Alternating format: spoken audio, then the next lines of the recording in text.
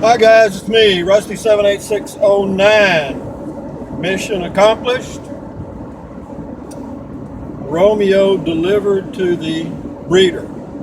This is going to be a little shaky, but I can't do anything about it right now, and I can't edit it till I get home, which will be a long time. It's 320 miles one way from my house to deliver Romeo back to his family, and I just want to tell you, here I was all choked up with a knot in my stomach. Thought I was going to cry.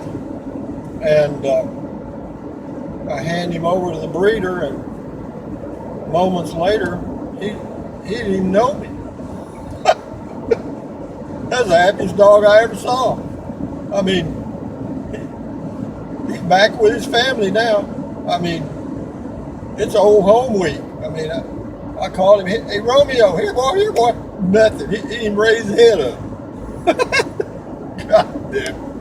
Boy, here I was thinking, poor old Romeo, poor dog, poor this puppy. And he's only been with me a week.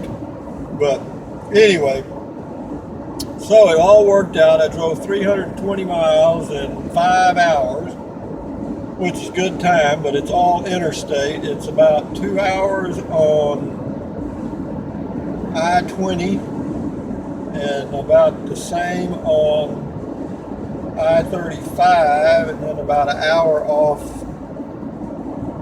35 to my house, or a little more. But I brought some light snacks to keep me going, and I think I'll be fine. It'll be a total of about 10 hours driving time in one day, and I'll take a few short breaks. I'm going to be in a hurry. And anyway, I got to give the breeder credit. Of course, the breeder kind of talked me into buying the dog. She gave me all these positive reasons for buying the dog, which some of them I hadn't thought of, and I did buy the dog. But I did append one condition, which she adhered to, which I respect, and that was if during the first 30 days I didn't think it was working out, because I was very concerned about bringing a puppy into my life, having lived alone for 30 years with nothing. And but anyway, it all worked out. She honored the agreement without any complaint whatsoever. And the dog has only been gone from the breeder for 1 week, and she thinks she may already have a new home for him, which I think is just wonderful. But as far as missing me, and like it's a big deal for the dog, folks, it ain't. That dog ain't missed a heartbeat. The dog was in heaven. I'm telling you, I felt good to see the dog so happy. Shit. Here I was, oh, poor Romeo, all the way up. He's laying back there. Of course, he's a little nauseated because he's not good at riding in cars. But I didn't feed him before I left, and I gave him just a little bit of water, and I gave him a couple of drinks on the way up, because it was a 5-hour drive. And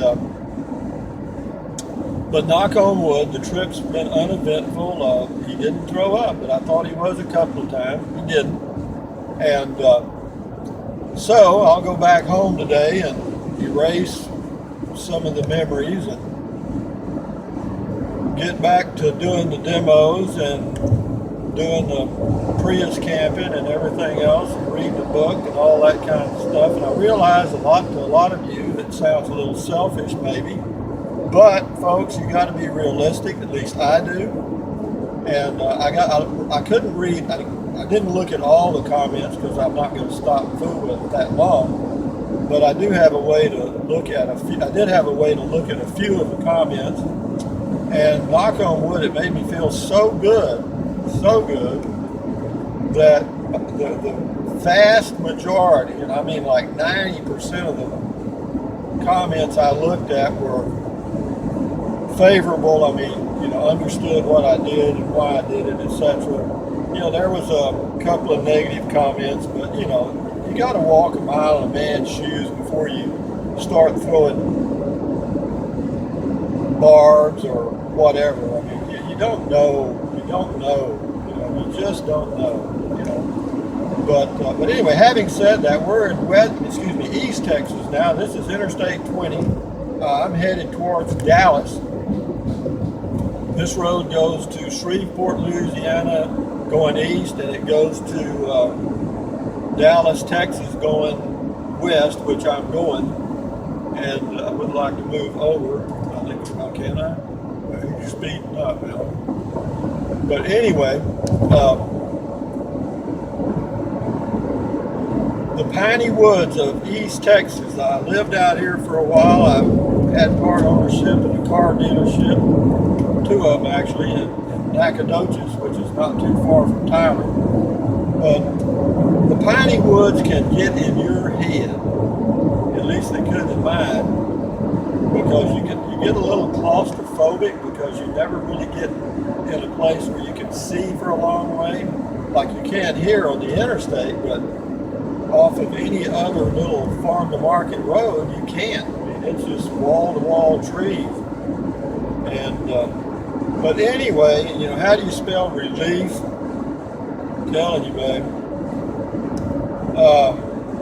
It's a good feeling to have that done. I was very concerned. It's been weighing on my mind for a couple of days, pretty heavy, because I was starting to, you know what, I come from a business background. Again, I was a CPA for years, so I spent like 25 years in business, and so all of my decision making, or still is, it has a little business slant. You know, there's not a whole lot of personality or feelings in it. It's basically a little unemotional, and that's the way I am. Maybe I was that way before I got into business. I don't know.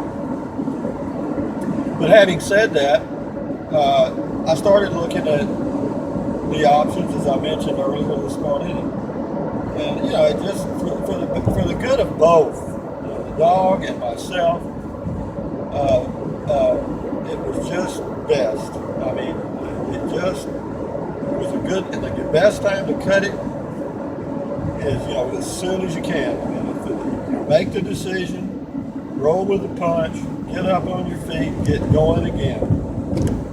Or else you'll live a miserable life. You'll let things hang on you that shouldn't. But anyway, having said all that, folks, this is East Texas. We're not too far from Tyler. I've said that. In fact, up here on the left is, I think it's called Tyler State Park. And it's not much. It's just the piney woods. If you like pine trees, you'd love it. But you better love pine trees, because there's not much else there. And but anyway, those of you that left the favorable comments, thumbs up to you guys. I do appreciate that, because I was concerned. I mean, I didn't want to just aggravate every subscriber I've got, which is not that many. But I did aggravate a few, and that's life, you know. That's life. That's what all the people say. Riding high in April, shot down in May. But anyway, if you get shot down, you just get back up.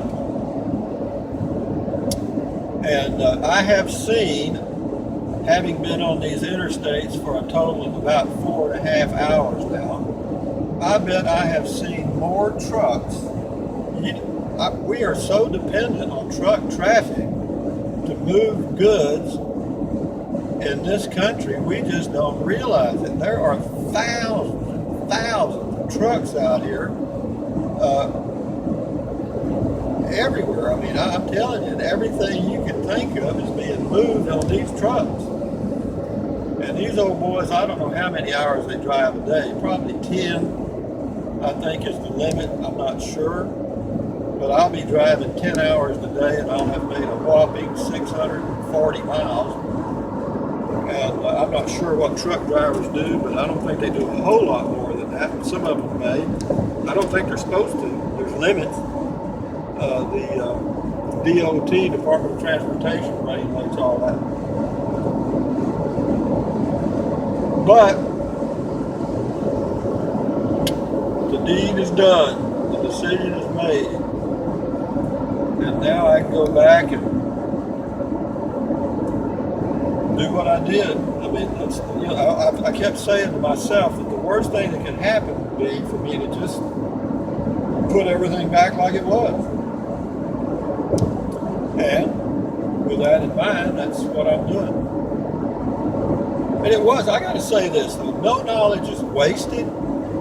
By that I mean having acquired a puppy, a pet, a poodle, and had it in my home for 1 week, I learned a hell of a lot about having a pet. I really damn sure did. I mean, I learned about you got to do the shots, you got to do the heartworms, you got to do rabies shots, you got to, you know, if the dog, you may want to have it neutered, you may not. You know, so there's a lot of stuff that goes on with pet owners that I never had thought about. I mean, I know my son's got 2 dogs, but I never really, quote, walked a mile in those shoes.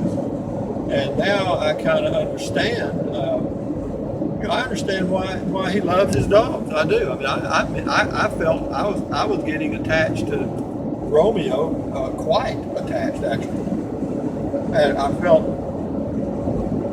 like I needed to take some kind of action soon, or else I was going to compromise myself into a situation that it would be very difficult to get out of. By compromising myself into a situation, I mean that, you know, you give a little, give a little, give a little, you change a little, change a little, change a little, and the next thing you know, you've changed a lot. And that's not all bad. I'm not saying that's bad, but for me, I kind of like my life anyway. It wasn't like I had a bad life. It was like I was looking for something to fill this, quote, void. And maybe there was no void there. Maybe that was just something I made up. Who knows? That's life.